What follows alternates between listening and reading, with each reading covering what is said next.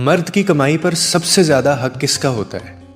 एक आलिम दीन के पास एक शख्स जाता है और वो ये सवाल पूछता है और वो आगे से इतना खूबसूरत अंदाज में मिसाल देकर वो आगे से जवाब देते हैं, वो मैं आपके साथ अभी शेयर करता हूँ।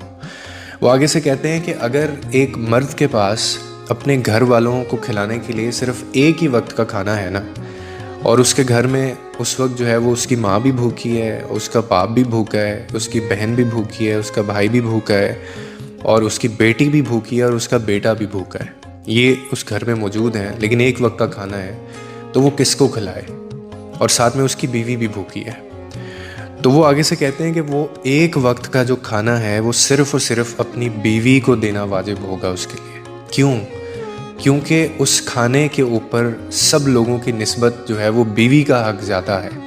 यानी बीवी पर ख़र्च करना मर्द के लिए सदका भी है, इबादत भी है, रिस्पॉन्सिबिलिटी भी है, ये तीनों चीज़ें हैं। क्यों? अब मैं आपको रीज़न बताता हूँ। क्योंकि ये वो रिश्ता है, मैंने आगे भी कहा है, जो खून नहीं है आपका, लेकिन वफ़ा इसमें देखें कितनी है। माँ, बाप, भाई या जो बहन होते हैं, ये आपका अपना खून है, मगर बीवी वो रिश्ता है जो तुम्हारी किस्मत में लिख कर तुम्हारे नसीब से तुम्हें मिलती है, और फिर वो तुम्हारी हर थकन, हर दर्द और हर परेशानी को बांटती भी है।